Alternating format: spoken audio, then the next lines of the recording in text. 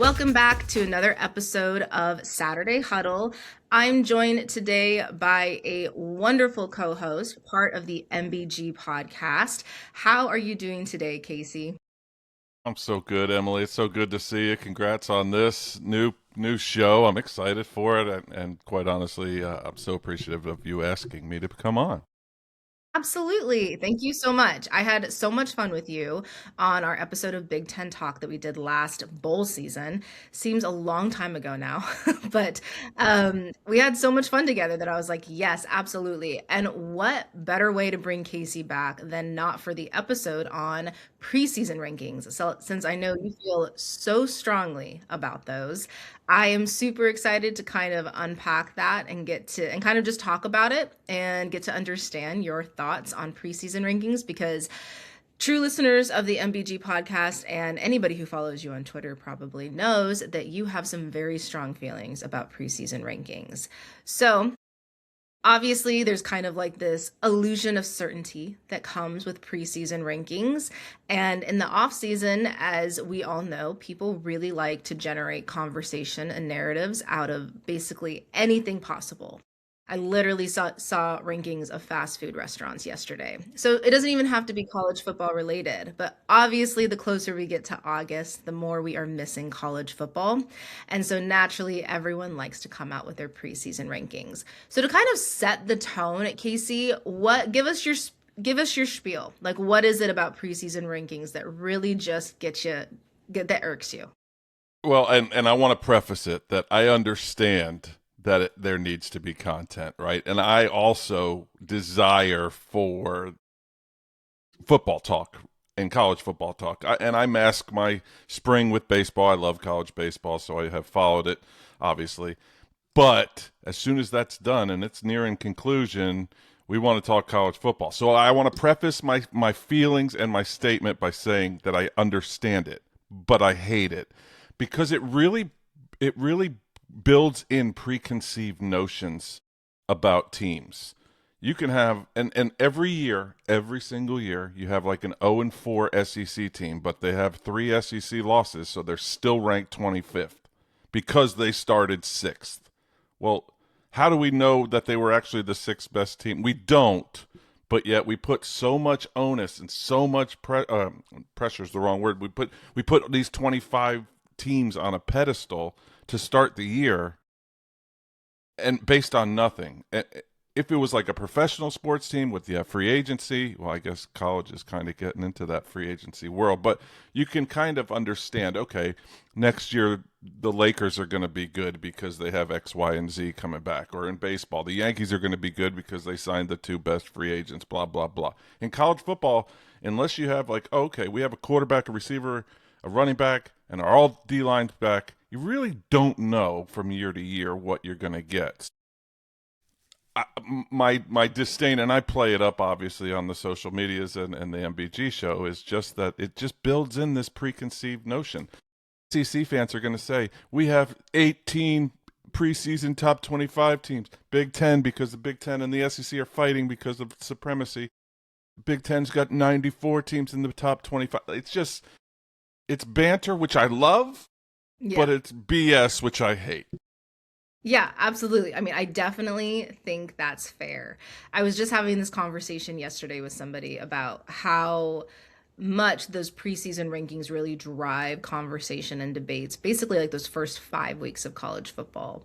Because we've definitely had, especially in recent years, definitely have had like top five teams just totally plummet in the first 5 weeks because of things we otherwise could not have prevented exactly, prevented or have known. And, they end up like unranked by week 6 or 7. And it becomes like this constant material for conversations and debates, which we know the college football world thrives on.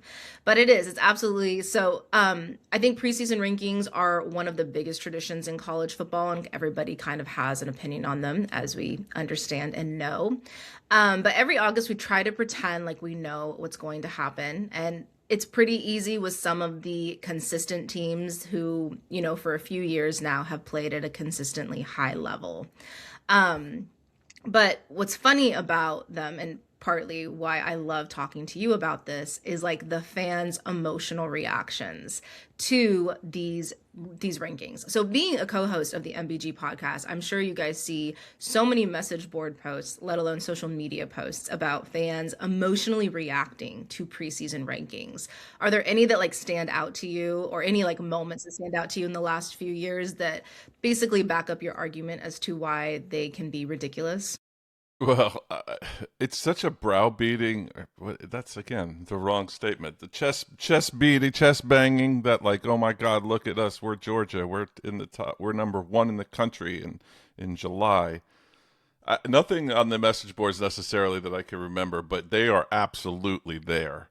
You Yeah. know, and I'll speak for myself at Clemson. We were preseason ranked number 4 last year, and it was based on one game that Clemson lost to Texas the year before, where the quarterback Cade Klubnik looked awesome. He was making tremendous throws. The defense couldn't stop the run, but we had a whole bunch of defenders coming back.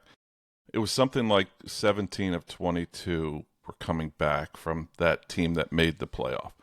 And then you said it before, not necessarily talking about Clemson, they're now not ranked after it was probably week 4. They weren't ranked last season and they were ranked 4. And so I think on the message boards then that translates into this season is such a disappointment because that preseason ranking set it so high, set the expectation so high. And then coaches, I want to take it even a step further. Coaches are asked about not necessarily the rankings, but they're giving you coach speak in August that everyone's good. Oh, there's such good competition at the DB level. And, come to find out week 2, you have 2 guys that you can trust back there and your safeties are awful. But you start believing in what the coaches are saying.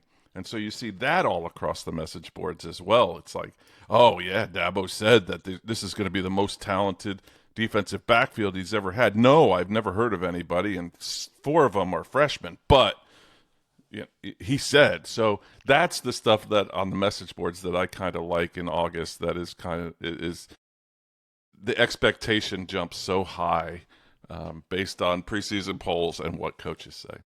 Yeah, absolutely. And kind of just like the stories around every program. As college football fans, I think we love rushing to conclusions and obviously making predictions because that's just the nature of the sport and of the fandom as well.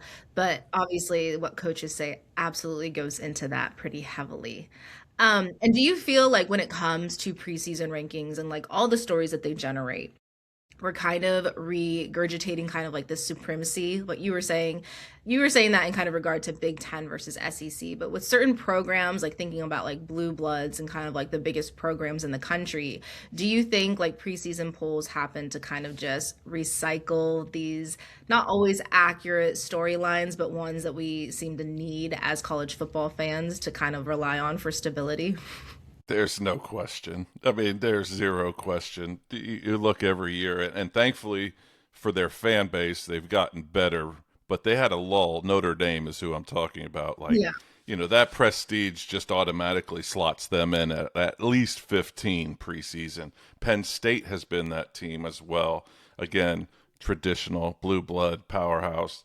But yeah, there's no doubt that that prestige and that blue blood status kind of helps preseasons because those those blue bloods generally have large fan bases, right? So they're going to generate eyes, they're going to generate noise in on social medias or on ESPN or message boards, wherever it be, just to kind of drum up more content and drum up more discourse, I guess, for between fan bases, just based on who they are or who they have been.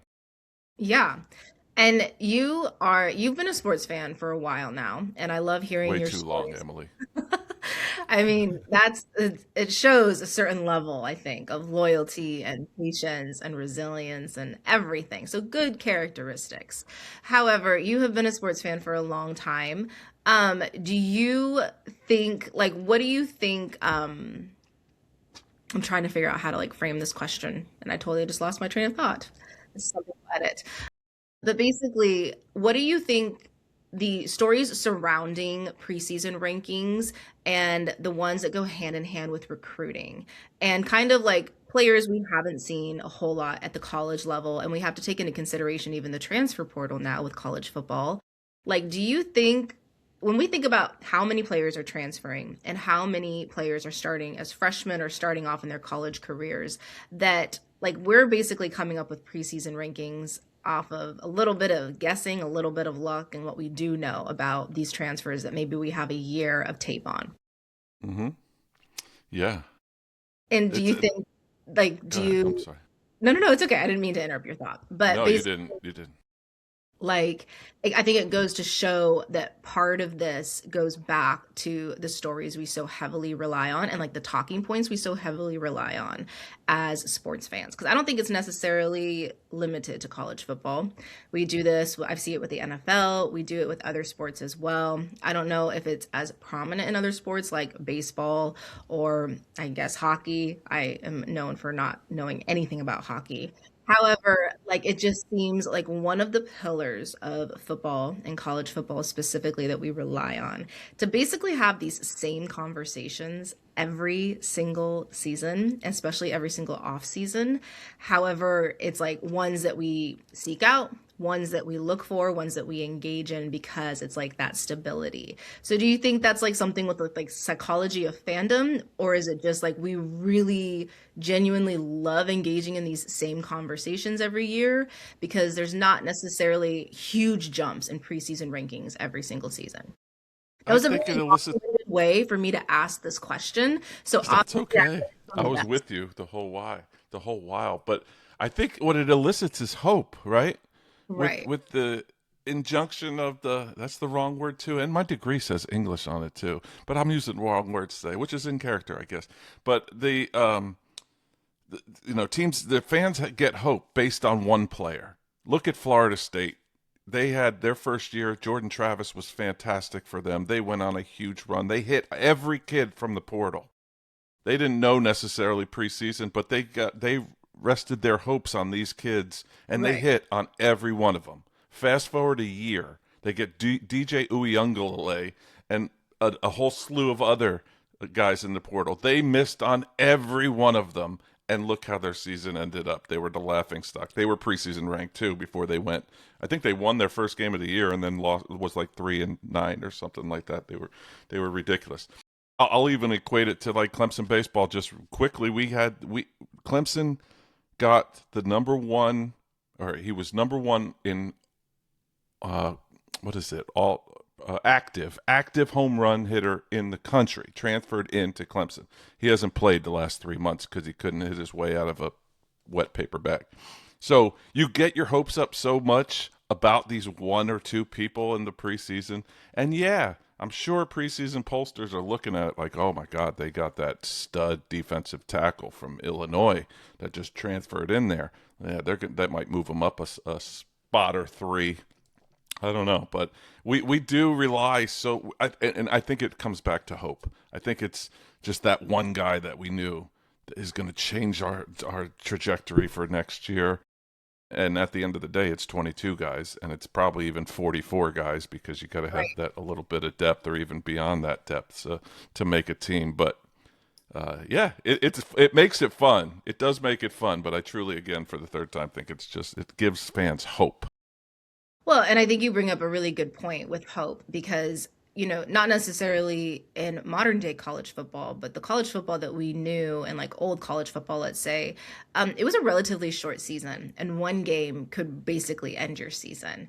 And so that I think hope was an even bigger pillar as a college football fan because you needed to win every single game or at least perform well in every single game.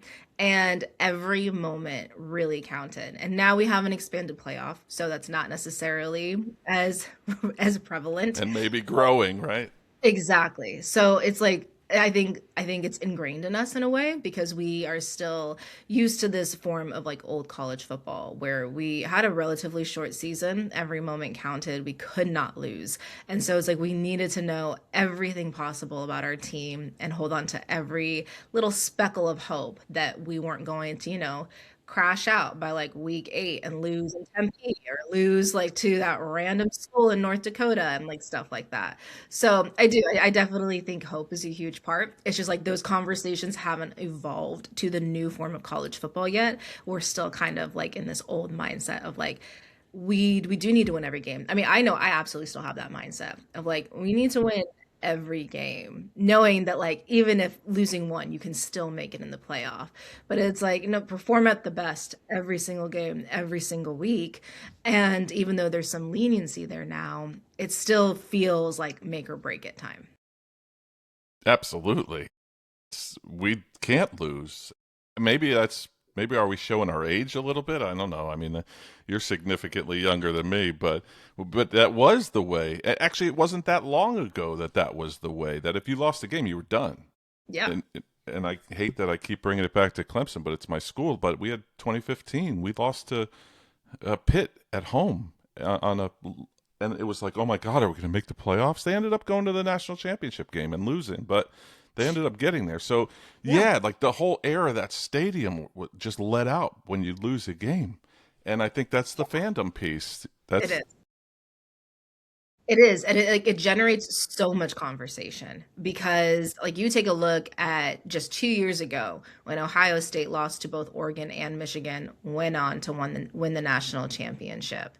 And it's still like a story to this day because I know Ohio State fans who still kind of like look back on that year not super happy, even though they won a national championship. And it's like it continues to be a story because like, oh, we didn't beat our rival, which I understand is hard, but like we didn't win every game. In fact, we lost two. And so it's like it's transformed into this game where as long as you show up at the right time and you win in games that matter, you're gonna be okay. But again, I think as fans, we haven't evolved to that point and that mindset of like realizing that and not realizing that like losing one game doesn't necessarily mean the end. But I had a hard time forever just separating, like, you didn't win your conference. How can you win the national yes, title? Like, right. I had a hard time. And now that it's expanded, and obviously college basketball, 32 teams usually don't win their conferences and can still win the Yeah. tournament. So I get it, but yeah, it was a while there in the early 2000s that I was like, how can Alabama lose in their conference but still be able to even play in, not Right. even make the BCS at the time, but like to even be able to, I don't know. That was another old man yelling at clouds for me. I mean, it's true though. So it's like I don't think our mindsets have totally evolved. And do you think we're headed to a point where like conference championships are dying? Yeah. Yeah, if they go 24, it's absolutely going to die, or and die basically because guys are going to be opting out of that game to go play in the playoff. Right. And I think even Courtney said it on our show that like the season's going to end. She said it jokingly, but the season's going to end like Valentine's Day. But that might be a reality now. Which I don't know. seems it just seems like incredibly insane to me because like I we obviously miss it once it's gone, but like come like December, it definitely feels like a long season. And it's like, all right, like when are we like we're going through the rounds of the playoffs. Especially last year, I feel like there was like an entire round that could have just been eliminated because we would have had the same outcome. Like we knew who the best team was and who was going to win the national championship. And so it kind of just like drags on, and I can't even imagine college football going until February, like the NFL. Like, let's just save that for NFL and let college do its thing. And I agree with you 1,000%. But you and I both know we'll both watch the games. Oh yeah, absolutely. No, absolutely. But it doesn't need to happen. But No, it yeah, doesn't need to it's happen, but I will absolutely be there every step of the way if it does happen. Of course, absolutely. And so do you think, kind of going back to preseason rankings, do we give them too much power in building narratives and thinking like historically building narratives around certain programs? So it's like I read stories constantly where they're talking perhaps about a major program and they mention how highly ranked they were at the beginning of the season, like for a decade. And then they had this dramatic fall off and now they haven't been ranked in 3 years and so on. Like, do we give something that we I don't that everyone puts a different amount of thought into, but some people put very little thought into it. Do we give those preseason rankings too much power in forming our opinions and forming our analyses of like certain programs and where they're headed? Yeah, absolutely. I mean, Do this you the do you very do that? I mean, simple. it's safe space, Casey. Do you do that? When I make my top 40 poll preseason, because these other guys are doing 25, so I just want to be different. No, Absolutely. I mean it definitely sets that it sets the narrative for you.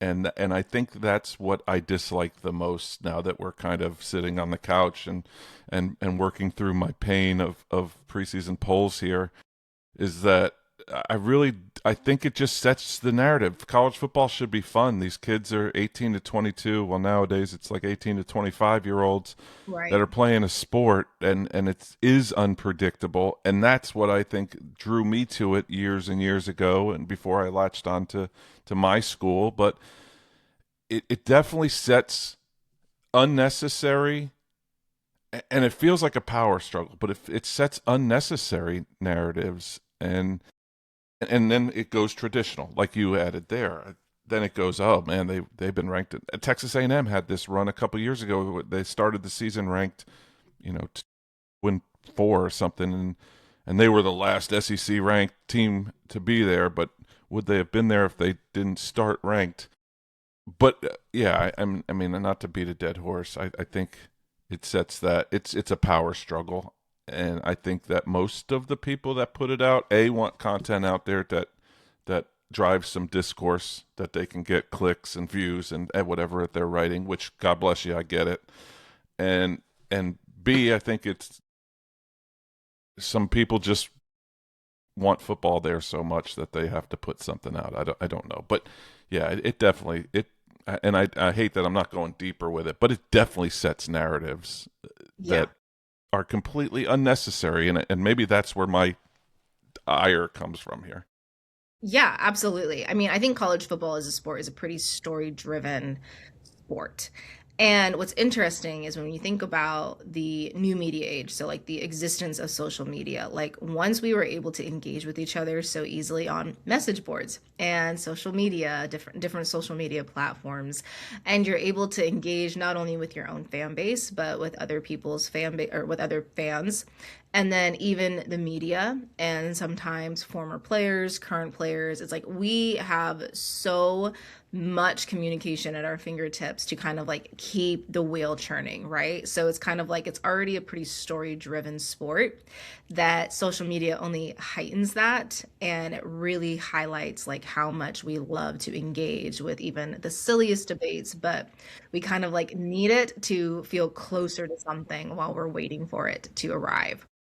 And then, we get like, I feel like everyone becomes even more emotionally charged during football season. And so the engagement turns into continued ridiculousness, but also it's just like there's more to talk about because there's games actually being played. But I agree with you. I think the rankings do kind of create this reputation that can form perception about each team and each program that happens to be ranked, and then even the ones that aren't ranked. Um, but I'm going Like back to my question. last year, Go ahead. Yeah, sorry, last year. last year, did we talk about Indiana? I know they made the playoff 2 years ago, but like they may have been preseason ranked, but they certainly weren't top five. And No, they were and not. if they, but that was a great story. Like them, hate them, whatever. Their media people are new to the game, and whatever they're not. Their fans don't know what to do with them with their hands. But Right. that was a great story. It's a great story that the losingest program in college football just about came out of the ashes and won a national championship. Uh, Right. and that could have, if that started, it didn't need to start at the preseason polls. I guess is what I'm trying to say. No, I mean, I feel like people were talking about Indiana obviously more and more probably around like the midseason point when they beat Oregon at home and at in Eugene, I mean. And then it was just like this continued dominance. And then there was like those people who didn't necessarily believe it. Like I remember talking to Ohio State fans, I didn't. talking about the potential of like Indiana making to the conference championship. And they're like very highly confident in beating Indiana in the conference championship. And then I think them beating Ohio State really kind of set the tone of like, oh, okay, they might be serious. Yeah. Like, this is a legit contender. And they were like they just what a dominant season. And like you said, such a great story. It is a great story. And it's interesting that if they didn't have the season that they did, like maybe they lost in an earlier round of the playoffs, those stories would have twisted real quickly. Like, yep, there's the most losing football program Yeah. in history, you know? And so it's like Thinking the they're trying to play with the big boys, but exactly. Like I can stay in your see the lane. headlines now. I can see the storylines now. It's like so easily. Um, do you think that there are ways to do preseason rankings in a better, more efficient way? No, no, I think that preseason rankings shouldn't exist. This is my soapbox again, old man yelling at clouds, peeing into the wind, whatever cliche you want to use. I think probably about around week 5 of the season is when rankings should probably come out. And I know other people have said that. Jake Crane, other folks have said that on shows that they've done. But that's right around October. Probably is the best time because kids get hurt, teams lose when they shouldn't, or what we thought they shouldn't, and some teams that weren't ranked are now. I think you can figure out a hierarchy by about 5 weeks. I remember when what is his name Fournette at LSU. He was the most dominant player, and this was not preseason polls, but they were like, give him the Heisman in September. Give him the Heisman. He wasn't even invited to New York at the end of the season. So I think probably around that middle of the year is when things kind of shake out, and I think that's probably the best time to do it. But again, maybe we should go back to lists like on best bathrooms and best like fast food restaurants and restaurants. Maybe that's where we need to go for preseason polls. Maybe that Yeah, guy that's was really onto something. yeah, I mean, maybe. I mean, basically what you explained is the college football playoff rankings. I think they're done at an appropriate time of the season, but it's like we have these AP rankings And every you can week. see how they differ from the. I Exactly. mean, Yeah, the coaches poll, and then we have like the AP poll, and really, again, it's just like generating those conversations and trying to gauge where teams are after one week, and then so on and so on. But really, like we need and only care and only should value the college football playoff rankings because that's what sets the tone for playoffs where you can actually make it to the national championship. So it's really fascinating because I'm not sure there's another sport that is as like when in terms of like rankings as story driven as college football because it's just like a week by week continuous thing and they're already starting like I've seen and two early preseason rankings, the two early top 25, and people are debating them because it's simply all that we have. But I mean after spring football this is what everybody does. It's like they watch the yeah, spring games and you or get baited. You get yep. baited right into it. I get baited, and everyone that knows me knows how much I despise preseason polls, but I get baited into them too. So that's what it is. I mean, it's just and it just creates discourse, and it's It does. wonderful. It totally creates discourse. And it's like people who claimed they watch every spring game, even though we don't know if they watched every spring game, coming up with their Were top. any on TV this season? I don't even know if any were on TV. I Not saw many, if Oregon's, any. but like I'm in Oregon too. So like I don't know what I didn't watch anybody else's spring game. I saw clips on social media of like other teams, and so I watched those, but I didn't absolutely did not watch another spring game on television. I don't even if that was an option, I don't know if I would have taken it. Yeah. I don't know if I'm missing it that much. No. I'm gonna watch another spring football game. But that's another thing too. Like you get a quarterback that came out of nowhere and he's throwing dimes at the spring game. Now you have preconceived notions that this guy's going to be your starter and he's going to upend that 4 year starter that you've had, and there goes that narrative. And next thing you know, that kid doesn't see the field because he wasn't going to ever see the field. And yeah, Yes. It's I love yeah, spring games. absolutely. And it's also super interesting how preseason rankings play into the early Heisman predictions as well. So it's like they go hand in hand. And I feel like there's a little bit more legitimacy to early Heisman talk because we end a season and we kind of know who like the dominant players are. And so taking that into account and the fact that they have another, spring football under their belt, more practice, more experience, I feel like there's a little bit more legitimacy to that, but it is interesting how that goes hand in hand with preseason rankings. You just mentioned like Leonard Fournette. Like, there can be so much hype around certain players and that goes hand in hand with like their preseason ranking and the expectation and the overall reputation of a program. But then come December, that player is not even invited to New York. Yeah, yeah, it's fun. I do like the preseason Heisman, so it's so contradictory. Is that's who I am, I guess. But I do like that. And it doesn't have to be five. What I like is that they give you like 15, 20, so to kind of keep guys to keep an eye on. And quite honestly, and I don't watch everybody, so there's that Mountain West after midnight or whatever. Like I'm not watching, and there might be a guy on those teams that is actually really really good. So. Heck, Josh Allen, right? With Wyoming. Who was watching Wyoming games? Not me. I wish I was, but they're on way I too watched late one for this because they game. played Oregon. Like I There you would go. not. So you, I you would got not. to see him. I did. I watched one Wyoming game with Josh Allen and he lost, but I got to see Josh But Allen he play was good. in college. Yeah, Yeah. exactly.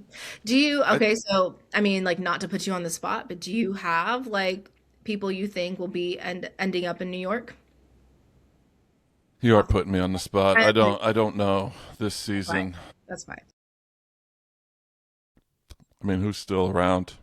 Carson Dante Beck Moore. still You around? said it. Yeah, you said it. You said Dante Moore. Yeah, Yeah, you can actually like dub that into me. yeah, I do. I forgot about him, but yes, absolutely. He should be on that top 15 list. No question. He had a great year last year. You shore up some of his accuracy and he's going to be, I'm sure they will. He will progress. I do. Not to kiss your butt here, but yeah, I do think that he's a name. He's exciting. He was fun. I almost I should have gone, but I didn't. But to that Oregon game, Oregon, Texas Tech in Mm, Miami. I was in Naples, Florida, not about an hour and a half away, and tickets were like $3 at game time.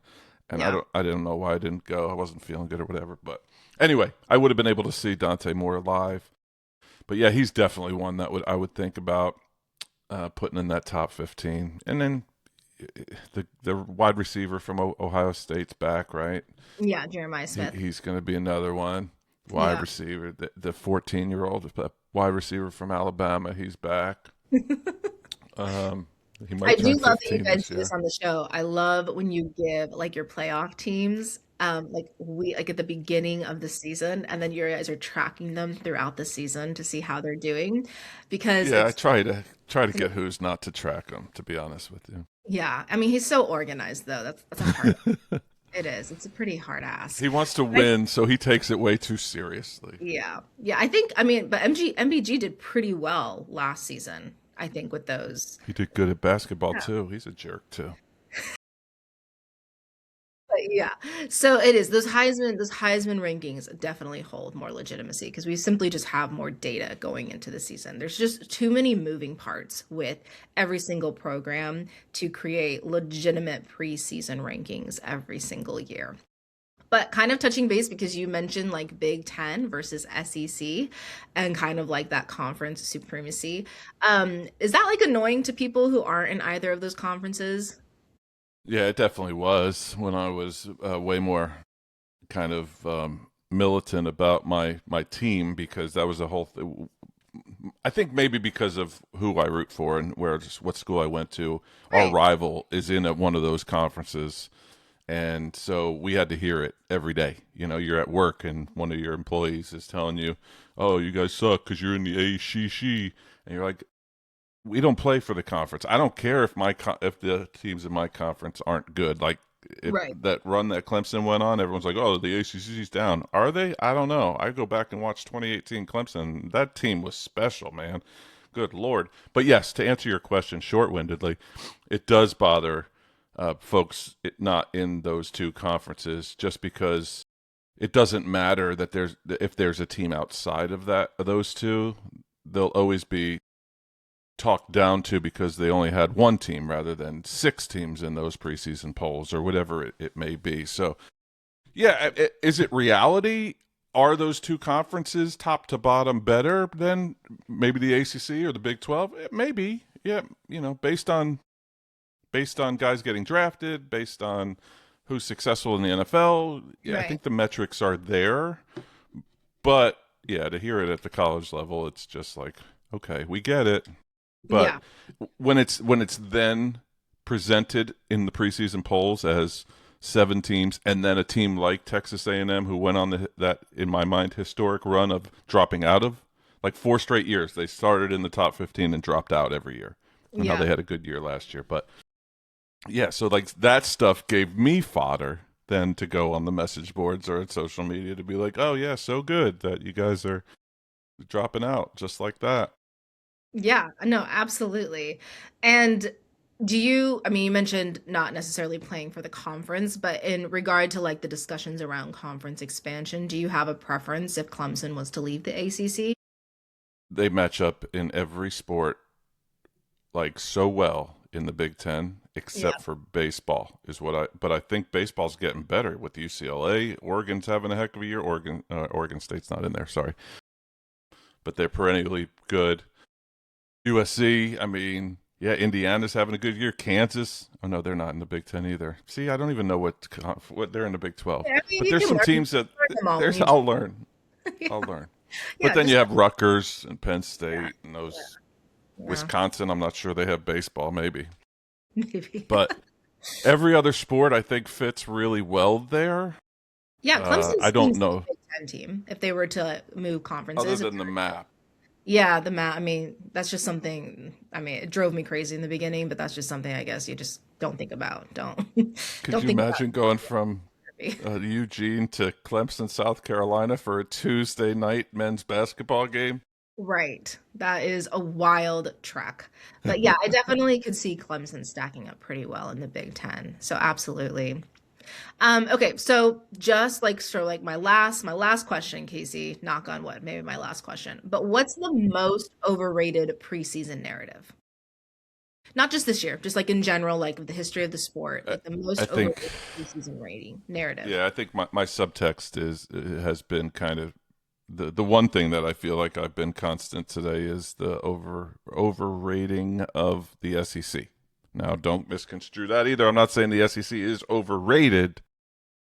I'm saying the overrating of the SEC, meaning that they'll start with 7, 8 teams in the top 25, and that narrative then just, oh God, here I go again, off the rails. 2015, the SEC East was the worst division in college football. But for some reason, people forget that. And in the 2010 to 16, until Georgia started getting good, the SEC East was a joke. But yet, for some reason, they get a pass, and because they were part of the SEC, Yeah. and it coincided with South Carolina's best run of their history. But um, it's just amazing to me that that's just wiped away because of the last, I guess, 10 years that they've been so dominant until the last 3 years when they've lost to the Big Ten. But I think it's the overrating of SEC teams in the preseason polls, which leads to that narrative that they are so much superior to everybody else. Now, were they superior at the top three teams back in the 2010s? Probably. You can make an argument for that, no question Right. about that. Was the bottom of the SEC as good as the bottom of another conference? I'm not sure that that's true, but you ask anybody nowadays, especially any of those SEC honks and Big Ten honks, are starting to get that way too, especially in that Columbus, Ohio area. They'll tell you that. I lost my train of thought, but they'll I don't know what I was going to say. Get it. Absolutely.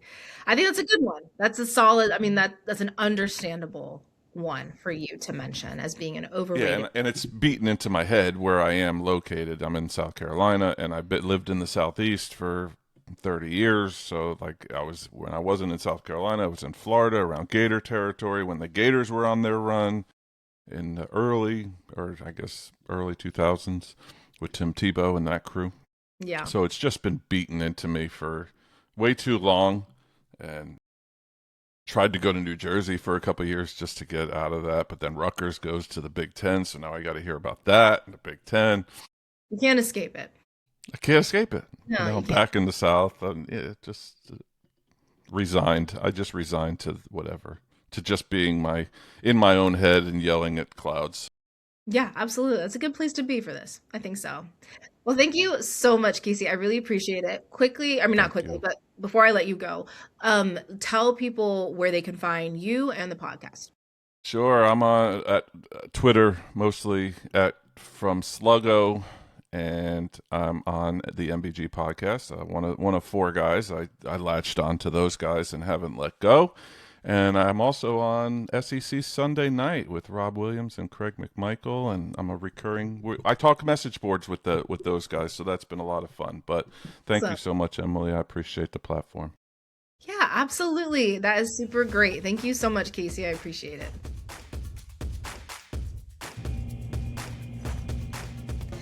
Thanks for spending part of your day with me here on Saturday Huddle. If you enjoyed today's conversation, be sure to subscribe, leave a review, and share the show with a fellow college football fan. Until next time, enjoy the games, appreciate the stories, and I'll see you back here for another edition of Saturday Huddle.